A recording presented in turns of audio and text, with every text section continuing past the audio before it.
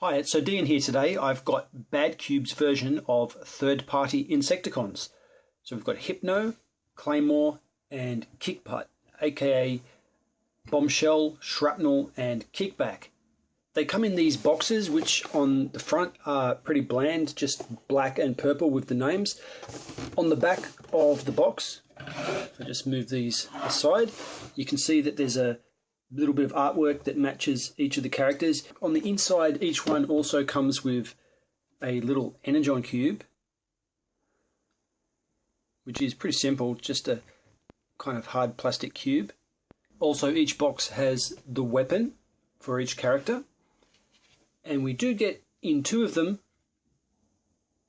I think this one is Kickback's and the one on the left there is Shrapnel.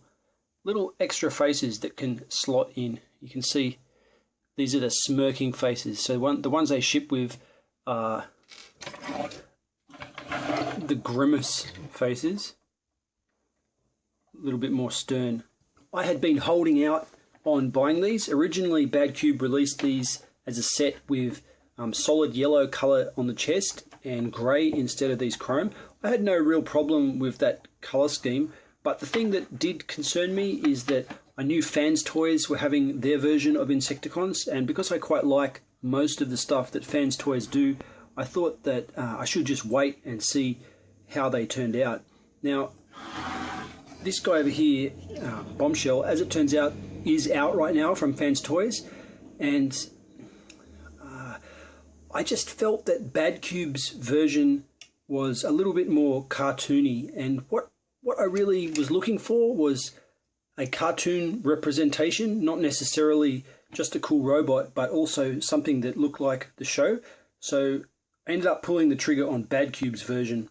As a child, something that really fascinated me with almost all the G1 toys that I had originally was the cockpits. So I never understood what they were there for. I didn't know the history of them at that time. I was just a kid, and I always used to think, what's going on with those? So when I see this see-through yellow plastic on this collector's edition of Badcube's Insecticons, I really like that, and it's because of the nostalgia value, not necessarily because it actually looks better. I can understand why some people might want that solid yellow, and to be honest, I think that maybe it would have been a good idea to just release the toy with chrome, of course, but two pieces, just a swappable chest plate, because there are some times when I think it might actually look better with the solid yellow. Anyway, I'm pretty happy with how it looks. It's a good silver paint on the legs. I had wondered whether that was going to be chromed as well, but no, it is silver paint. On the face here, if I zoom in, you can see that's also silver paint on the face. So the only real chrome is on this extra piece back here. This doesn't ship with the, what am I going to call this? The pincer in its socket. If you look in here, you can see there's a ball and socket, and it's pretty stiff to get in there. So I'm not going to pull it out for the sake of this video, but it comes as a separate piece that you can just pop in, and there's a good degree of friction. So it really is going to stay wherever you put it. I do worry a little bit about fingerprints on this. So in general, after I'm using this guy, I just wipe off my acidic fingerprints, especially on a day like today when it's been 42 degrees Celsius here in Sydney, so I don't really want to mess him up by touching him that much. But yeah, he looks pretty awesome. It's a shrapnel, it's a good shrapnel.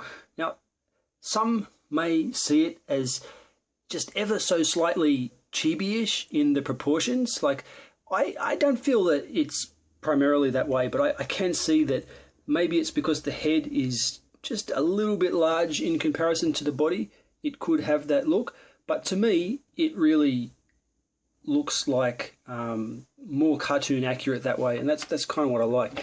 If I get out here Badcube's other toy, which I really like, their version of Brawn, this kind of emphasizes what I'm getting at.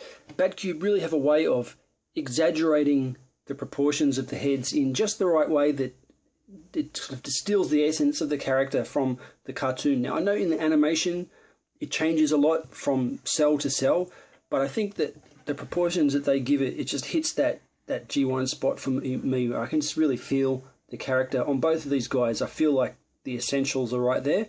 Looking at Shrapnel from your back, you can see he's got a very clear cut back, nice clean lines. These insect legs that are folded up here are painted yellow. The paint is done very thick, and only in a few places does it just ever so slightly show the color through underneath, but it's a very even coat of paint. And going back in the history of Badcube before, when they were Cubex, how they had some paint issues with their Huffer figure, I think that the way the paint done is here is pretty good. I mean, all around, this is a very clean figure. I like the way that there's details taken straight off the toy. Like, I used to have the G1 toys, which I've sold recently, but I seem to remember they always had this pistol under the hand, and that's pretty cool. Now, I haven't transformed this guy yet, so I'm not sure if this is involved in transformation, but I mean, at the very least, if you don't want to use the handgun, you can use this pistol. All of the hand weapons that are removable on these figures use a square tab like this, and it can be tricky to get in. I find that the best way to do it is just put it as far in as it can go and twist it like that, and it will put itself into the slot. Now, the fingers themselves are quite stiff, so when you hold it closed like that, the hand makes a pretty secure bond, and the gun isn't really going to go anywhere. I like the silver gun, but I'm just thinking that with the chrome being on a lot of the other parts, like these two parts and these two parts, I wish they had have gone all the way and just made the gun chrome as well. Now, Shrapnel was my favourite out of this set. I think my next best figure is the Kickback Analog, which is this guy. His gun, just check out his gun. That's very accurate compared to the G1 toy. I like that. I also like these antennae. They look very G1. And, I mean, that's a part of the appeal to this set, honestly, for me. These have the best of both worlds. They look really a lot like the G1 toys, which were great toys in my opinion, and except for the size and a little bit of articulation, they even stand up well today. But they also have the cartoon look, which is pretty cool.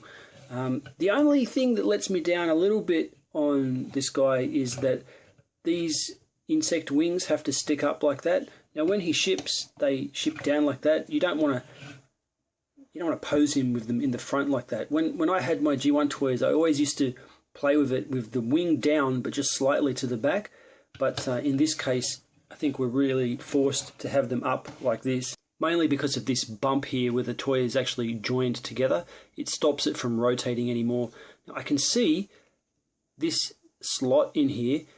With just a little bit of force, I'm pretty sure I could pop the wing the whole way off if I just wanted to pose it in robot mode without the wing, but I don't really want to be doing that to my nice shiny chrome wing. In fact, let's rub that fingerprint off before it gets too bad. That's pretty awesome. Now, he's got great posability. They've all got this kind of cup. It's like a ball joint with a cutaway thing here that gives you like massive amounts of posability on the shoulder, and on the inside we've got pin and swivel, so it's not a ball, but you get the same degree, and that gives them the ability to have these ratchets in there. I mean, he has got a soft ratchet on the in and out that you probably can't hear, so they can really take their own weight well, is what I'm trying to say. The articulation is just fantastic, and the way that they hold their poses is pretty good. Like, look at this. It's definitely stiff enough for its own weight. Another thing that's pretty good that they all share is die-cast feet.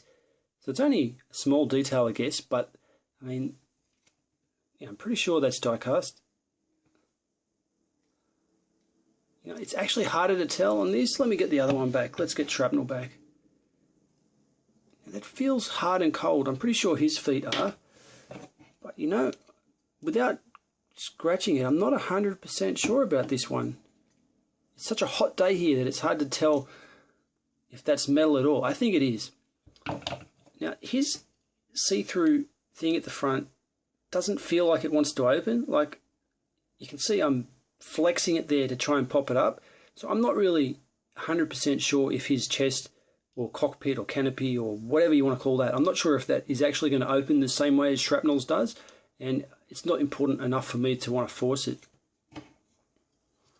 Again, very clean cut lines. And look at this, nice solid yellow paint there, applied very nicely. Doesn't want to flake off or anything. And the toy is done really well. Just looking at this makes me pretty happy. Listen to that.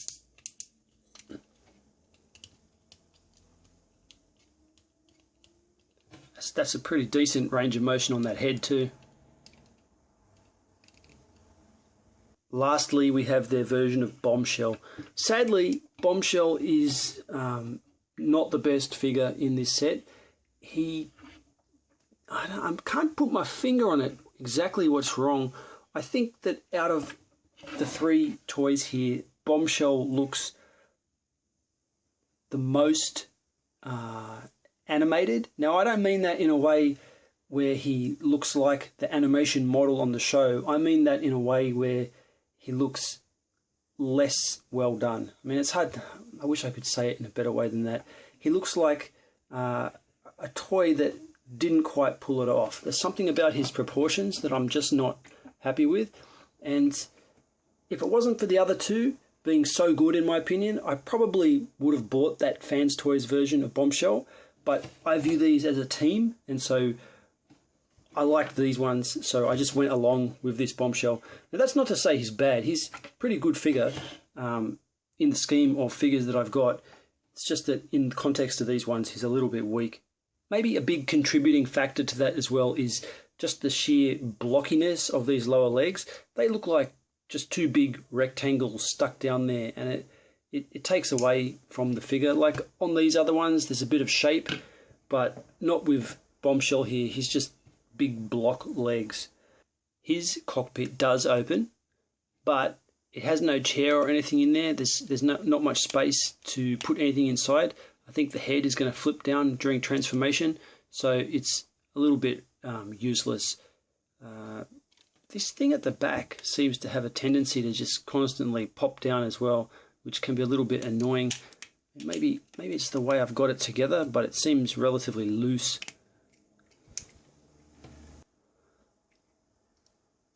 I've got to say though that the paintwork on the eyes on all of these figures is done really well. It's such a nice, shiny, metallic paint. They've got that red.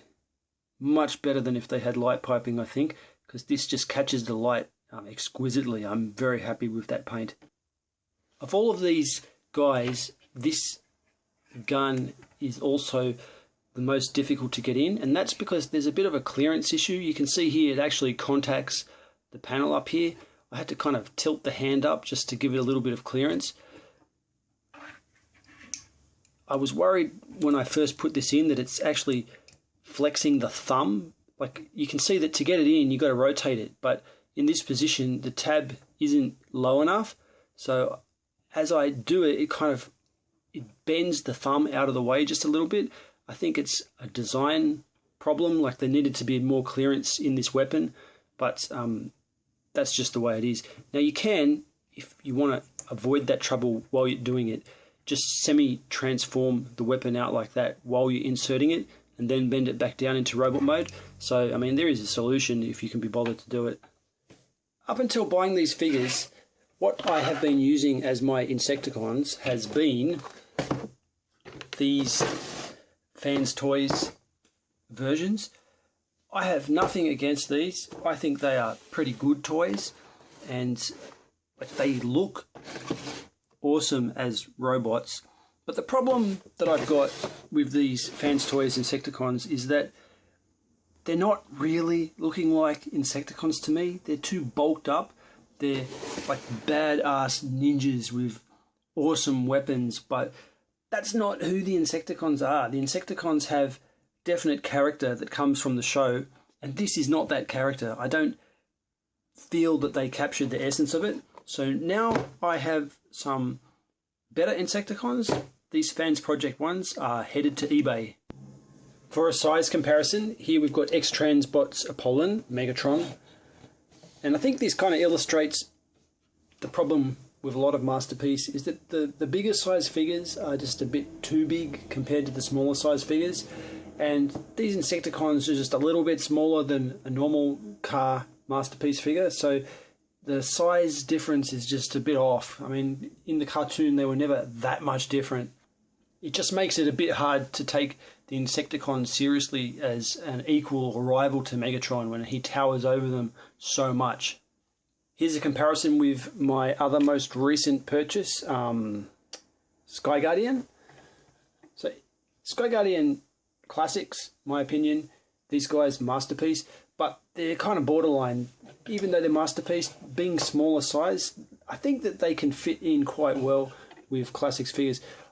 I haven't got my Orion up here at the moment, but when I put these next to Orion, they feel like passable. I mean, they could fit in with a Generation/Classics collection.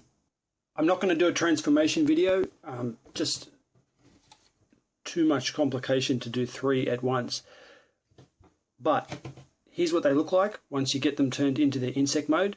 And if you were happy with G1 Insecticons, then you're most assuredly going to be happy with these, because they look just like the G1 Insecticons, all the way down to the sort of non-articulated legs. So I know that the Fans Toys have an option to replace the blocky legs with a more articulated leg. I don't need that. I am perfectly fine with the G1 look. I actually prefer it, to be honest, and I'm quite happy with the way these turned out. I mean, Shrapnel, look at him. I always liked Shrapnel. Now I've got kind of an ultimate version. I'm pretty pleased with this.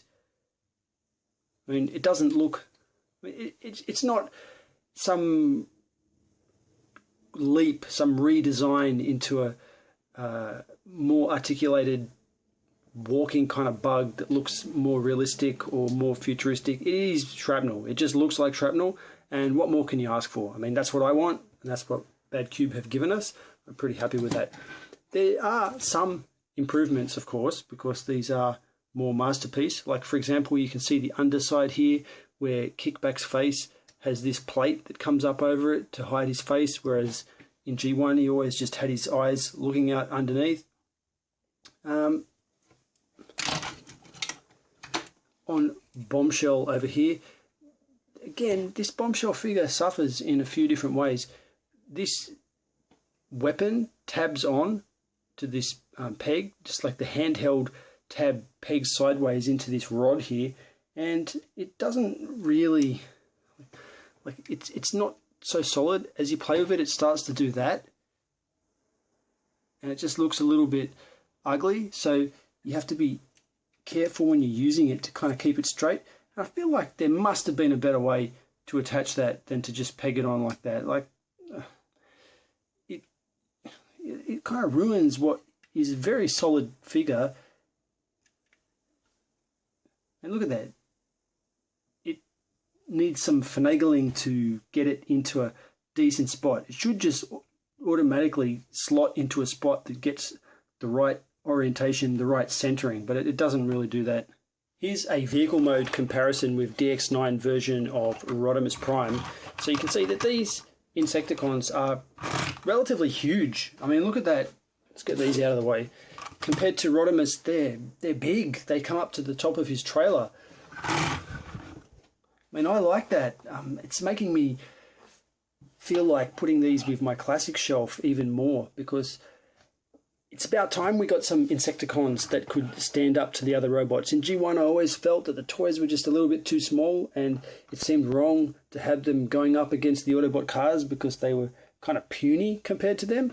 But now, if you were to put this with Classics figures, these are quite huge. If you are going to go the Masterpiece route, they do look good with official Masterpiece figures. I mean, Grimlock, to my mind, is always about the scale of what a Classics Grimlock should be anyway, even though he is Masterpiece.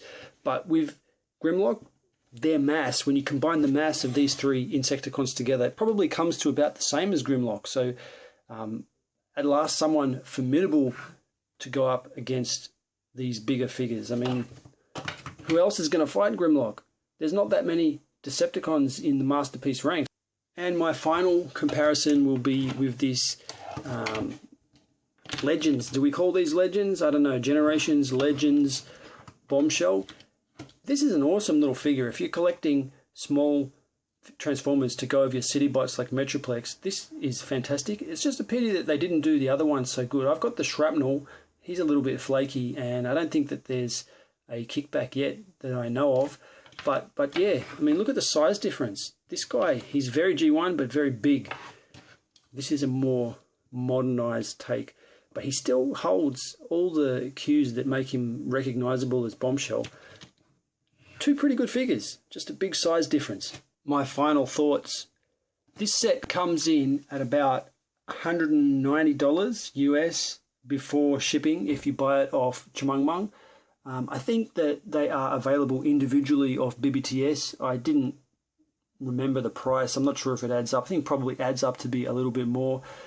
I read somewhere that these were randomly packed in. This collector's edition was randomly packed in with the regular versions. That might be why they're a little bit more expensive. I find that hard to believe. I think that's bullshit. Maybe that's just what BBTS put on their website.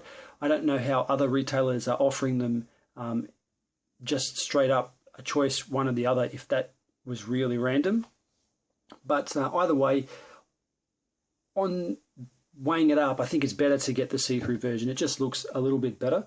Now, I have no regrets skipping out on the fans' toys because I feel like these Badcube versions do everything that I want, but I'm still really curious to see how the other two robots turn out on the fans' toys version. I mean, I'm not going to buy them.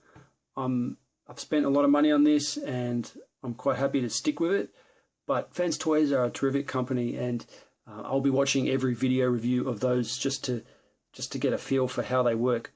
Now, the transformations on these guys are a little complex, but not overly so, and they feel durable, but there are some areas where I'm a little bit concerned, like some of the pins, which, I mean, I'm not going to show you now because they're inside, but some of the pins have already got little spots of rust forming on them. So in the long run, I'm not sure if these toys are going to do well if they're stored in a bad environment.